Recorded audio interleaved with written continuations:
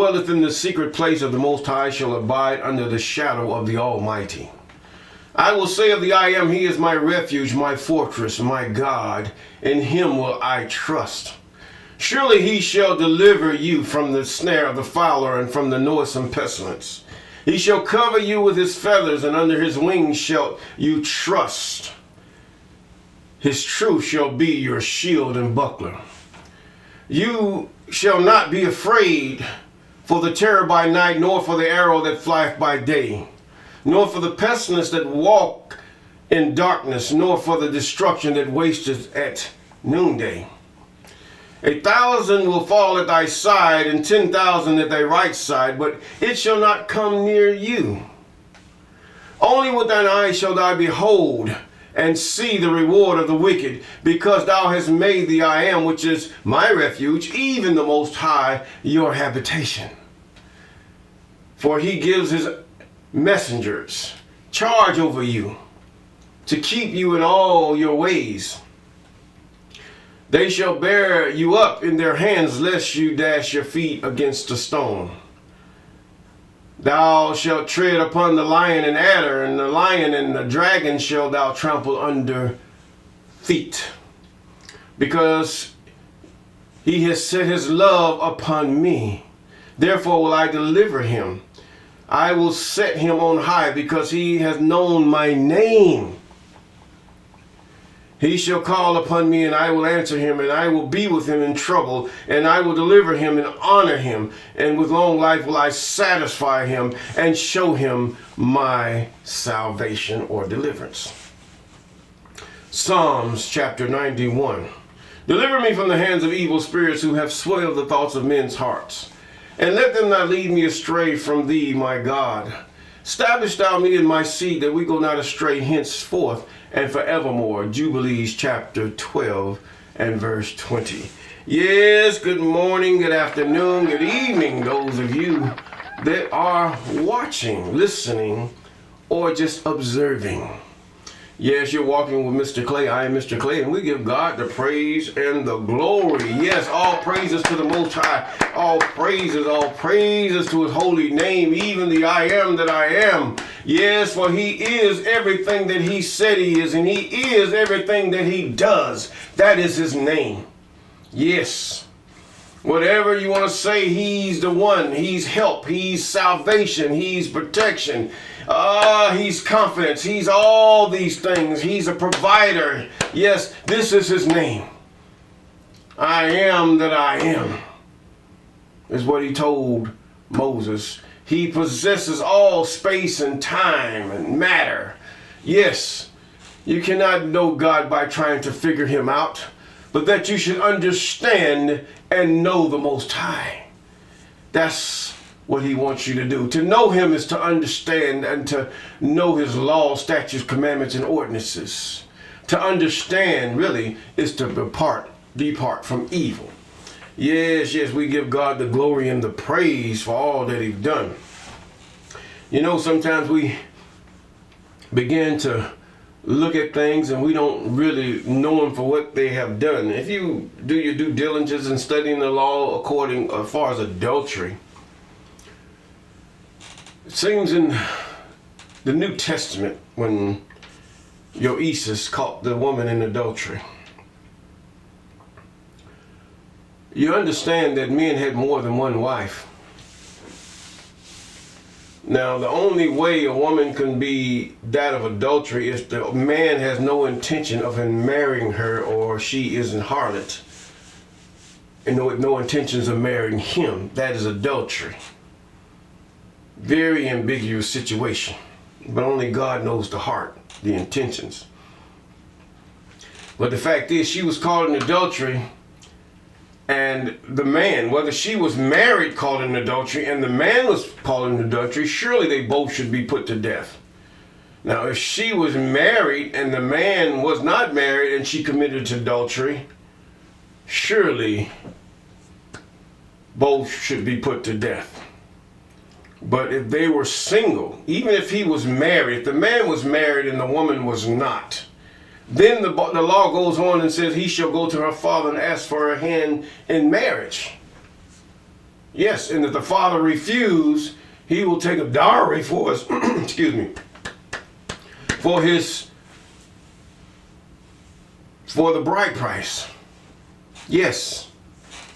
Now this is where whatever happened here, we don't know.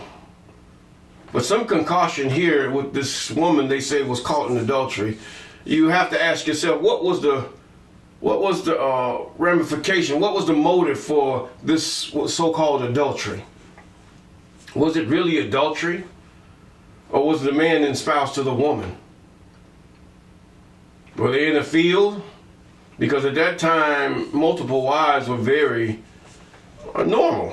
It was normal for the man to have multiple wives. But now at this time that they lived, we don't know. And then they say that he wrote in the ground and all that stuff. You without sin cast the first stone.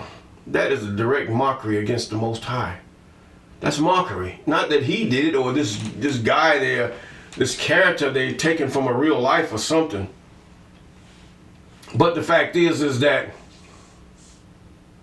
this Isis that they say wrote in the ground, and then he mocked God and saying he that has no sin, that it has nothing to do with that. It has nothing to do with he that has no sin cast the first stone. Now, the fact is that those that were in sin, they should have been, if they were caught in their sin, then they should have paid. But surely your sin will find you out. Period. See, this is the reason why I say these things don't make sense. There's a dead cat on the line somewhere with this New Testament. I mean, the Old Testament has its quirks because errors in translations and some insertions that have been placed there, but the law, statutes, commandments, and ordinances is where we should start. And the law itself has already gave a prerequisite of what accounts for adultery and what accounts for a man marrying another woman, even whether he have another wife or not. These things happen. Now we have to find out, what was this woman caught in adultery? Was it really adultery, or was it she's falsely accused? Now this Jesus being a prophet and all this stuff, he would have known this, what was going on.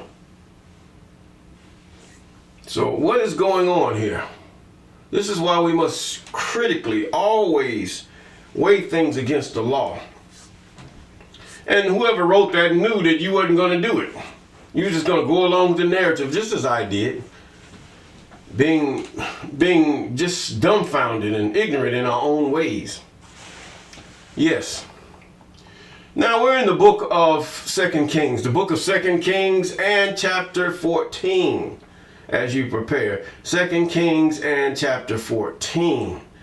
Yes, God is really mounting things up because Israel was just done for after years of coming out of bondage with the Israelites. All the signs and all the, great things that God done before their eyes. Still, Israel, stiff-necked and stubborn, still refused to go along, and God allowed them to be tempted. Yes, he did. According to the narrative, God did allow them to be tempted. And so, even throughout the book of Judges, we find out where the children of Israel were just, any nation could be this way. He had picked this nation because of Abram. It wasn't because of the children of Abram. It was because of Abram. It was because of Abram, Isaac, and Jacob. Isaac did that which was right in his father's sight. Even Jacob did that which was right in his father's sight. And because of that seed of Abraham, hopefully there was a seed that would be righteous that come out. But God has a seed that's going to come out righteous.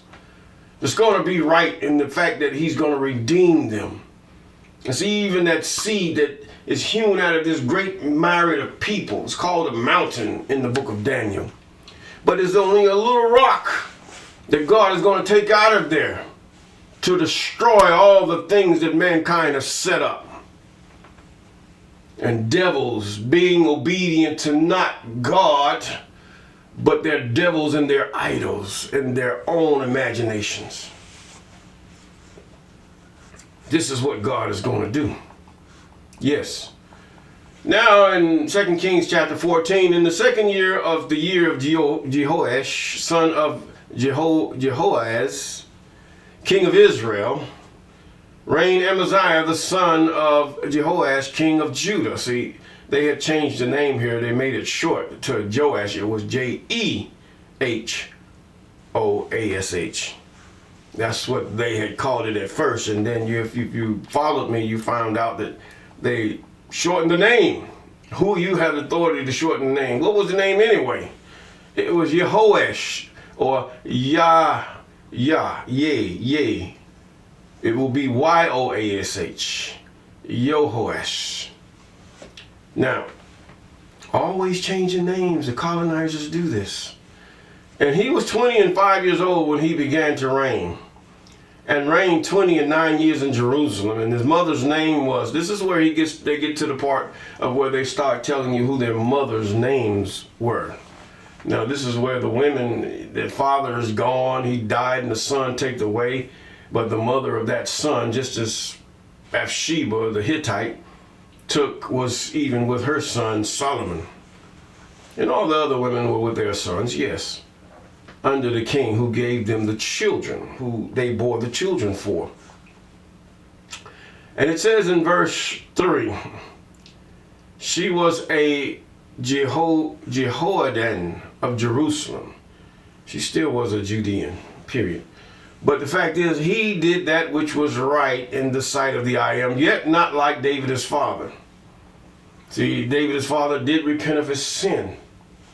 He did do start doing those things that were right before the Most High. Yes. And he did according to all things as Joash's father did. Howbeit, the high places were not taken away, yet he still let the people sacrifice to idols and burn incense on high places. And it came to pass, as soon as the kingdom was confirmed in his hands, that he slew his servants which had slain the king his father. So he took revenge on his father. He was should I call the seeker of blood. But the children of the murderers he slew not, according to that which is written in the book of the law of Moses. See, this is where we go by the law. The law of Moses, wherein the I Am commanded, saying, the fathers shall not be put to death for the children. He not talking about heaven, he talking right here on earth. When you go after a man's family, not by auspices, not by commandment of the Most High, you go by his law. When God tell you to destroy a man's seed, God gonna do it mostly himself, or gonna send somebody to do it. Because he don't want no mention of you, no DNA of you nowhere. In other words, you just peed God off. Bad. And the father shall not be put to death for the children, nor for the children be. This is what he meant by that. It had nothing to do with the spiritual and the by and by. Nor the children be put to death for the fathers, but every man shall be put to death for his own transgression against whatever law there was. His transgressions were that he transgressed the law by they commit murders. They murdered his father. That was the transgression, and that was the transgression of the law, period. So he slew of Edom in the valley of Salt 10,000, and took Selah by war, and called the name of it Joktheel unto this day. Edomites. Edom, Esau, God hated. Either way, it's just that way. Then Amaziah sent messengers to Jehoash, as his name is pushed. They didn't put the EH back in there, or should I say the E. The son of Jehoaz, son of Jehu, king of Israel, saying, come, let us look one another in the face. So Jehoash, the king of Israel, and Amaziah, king of Judah, saying, the thistle was in Lebanon, sent to the cedar, and was in Lebanon, saying, Give thy daughter to my son to wife. And here and there passed by a wild beast that was in Lebanon, and trode down the thistle. Thou hast indeed smitten Edom, and thy heart hath lifted thee up. Glory of this, and tarry at home. For why shouldest thou meddle to thy hurt, that thou shouldest fall, even thou, and Judah with thee? In other words, warning. But Amaziah would not hear. Therefore Jehoash, king of Israel, went up, and he and Amaziah, king of Judah, looked one another in the face at Bethshemesh, which belonged to Judah. And Judah was put to the worst before Israel, and they fled every man to their tents. In other words, God turned them back. And Jehoash, the king of Israel, took Amaziah, the king of Judah, the son of Jehoash, son of Amaziah. Now see, this here was a way to make, when they said their names, they were saying their surnames as we know it, as far as the colonizer stuff. They said that that was to preserve the genealogy. Yes, that's what it was. And it was always done through the males, never through the women. And Bethshemesh, this is why you can go by DNA as far as understanding where your mom come from and all this stuff, but the fact is, who's your father? Who was his father? Who was his father? Who was his father? These things should have been passed down. Yes, it should have been passed down, especially for the children of Jacob. And break down the wall of Jerusalem from the gate of Ephraim unto the corner gate 400 cubits. And he took all the gold and silver and all the vessels that were found in the house of the in the treasuries of the king's house and hostages, and returned to Samaria. This was the king of Israel.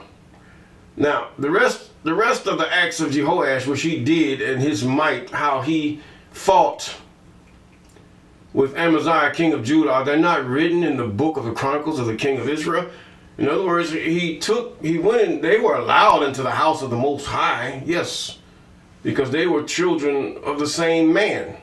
But this guy gonna take the vessels and everything out of the house of the Most High, being pagan is what he was. So another form of thing is taking those things or causing the children of Israel or Judah to sin through you taking the vessels and misusing them. You misuse, whether you take it by monies or you taking their clothes or whatever, you cause them to sin. Yes. For they are not written in the book. He says, now the rest of the acts of Jehoash, which he did, and his might, and how he fought with Amaziah, king of Judah, they're not written in the book of the Chronicles of the kings of Israel. And Jehoash slept with his fathers and was buried in Samaria with the kings of Israel. And Jeroboam, his son, reigned his stead. It's just named after his uncle, that's all. And Amaziah, the son of Joash, the king of Judah, lived after the death of Jehoash. And Jehoash, king of Israel, he was king of Israel 15 years. And the rest of the act of Amaziah, are they not written in the book of the Chronicles of king of Judah? And now they made a conspiracy against him in Jerusalem and fled to Lachish. Lachish, there was a war in Lachish. This is where Anubantu and Gert Mueller visited the bones of Lachish to find out who really were the children of Jacob. And it made some startling figures that, hey, many of the people in the U.S. and all over were right. They were Negroid people. Kinky hair, the nose, and the yips. Yes. But everybody wants to, God knows who he chosen. He know what they look like from the beginning. Deuteronomy chapter 28 always stands in view right here as why the identity was hidden and why he wanted them to forget who they were. This was God. Yes, I'm not saying nothing blasphemous. He said he would do it. Read Deuteronomy chapter 28. And all the people of Judah took Azariah, which was 16 years old. Okay, let's go back 20. And they slew him there in 20. And they brought him on horses, and he was buried at Jerusalem with his father in the city of David. And all the people of Judah took Azariah, which was 16 years old, and made him king instead of his father Amaziah. He built Elath and restored it to Judah after the king slept with his fathers. In the 15th year of Amaziah, the son of Jehoash, the king of Judah, Jeroboam, the son of Joash, king of Israel, began to reign in Samaria and reigned 41 years. Wow, that's a good time. And he did that which was evil in the sight of the I Am, and departed not from the sins of Jeroboam, the son of Nebat, who made Israel to sin. Idolatry. This is the major sin of most of all the world, period. Idolatry. Even though the Most High have caused many other nations to be turned away from him by giving that mandate to other devils and fallen angels. You take this people and you make them to believe a certain thing, and this people, and they did as they pleased, in other words. Abraham prayed that prayer, who has swayed the thoughts of men's hearts, yes. And he did that which was evil in the sight of the I Am, and he departed not from all the sins of Jeroboam, the son of Nebat, who made Israel to sin. 25. And he restored the coast of Israel from the entering of Hamath unto the sea of the plain, according to the word of the I Am, God of Israel, which he spake by the hand of his servant Jonah, the son of Amittai, the prophet, which was of Gath-Epher. Now, Jonah, by the hand of Jonah. Now, is this the same Jonah that was told to go to Nineveh? He spake by the hand, he said, according to the word of God of Israel, which he spake by the hand of his servant Jonah, the son of Amittai, the prophet, which was at Gath-Hepher. Now, I'm going to leave that up to you. My goal is that we really get into the things deep into the word of the Most High, that we really delve into it, tear it apart, criticize it, bless it, praise God because of it. I mean, take this thing and tear it so apart, it's crazy. Because the average person is only going to take what they hear and run with it. But you, no, prove those things. Prove God. Yes, you have to. In order for that you might be delivered of this present world and protected in this world. Says now we see Jonah, the son of Amittai, on the scene. He was the prophet, which was of Gath-Hepher. Jonah the prophet, okay. Now he was during the time of who? Jeroboam, son of Nebat, not him, but he talking about Jeroboam, son of Joash the king, okay? Now, for the I Am saw the affliction of Israel and was very bitter. For there was not any shut up, nor any left, nor any helper for Israel. And the I Am said not that he would blot out the name of Israel from under heaven. That he would blot out the name, said not that he would blot out the name of Israel from under heaven, but he saved them by the hand of Jeroboam, the son of Joash. Okay. Now the rest of the acts of Jeroboam, all that he did and his might, now how he warred and how he recovered Damascus and Hamath, and which belonged to Judah for Israel, are they not written in the book of the Chronicles of the king of Israel? And Jeroboam slept with his fathers, even the kings of Israel, and Zechariah, his son, reigned in his stead. Many times Israel, over and over again, in and out, just like a person confused, just like a person that wants to do the latest thing. You want the latest, you want this to be accepted of others, You want to seem as though you got it all together. The children of Israel did these things before their enemies. Not knowing that they were enemies, they are enemies. But he saw Israel. It was God having compassion, the compassion of the Most High upon Israel, that he sent saviors after saviors after saviors, or deliverers. You can say it either way. Watch the wordplay. Watch the wordplay. There were many saviors and messiahs, Mashiachs. And there were messengers, ruachs. Watch the wordplay. Mixing English with Yiddish and then the Hebraic language and some other languages, and trying to make you think they know more than what they only know more than a fool. Watch the wordplay. And you can do that just by tearing it apart. Become the helmet. Do like even what was good in that parable.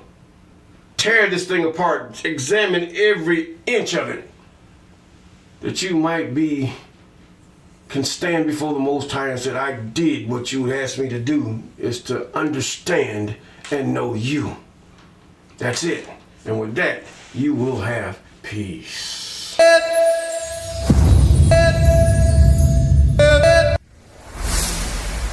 Walk with me.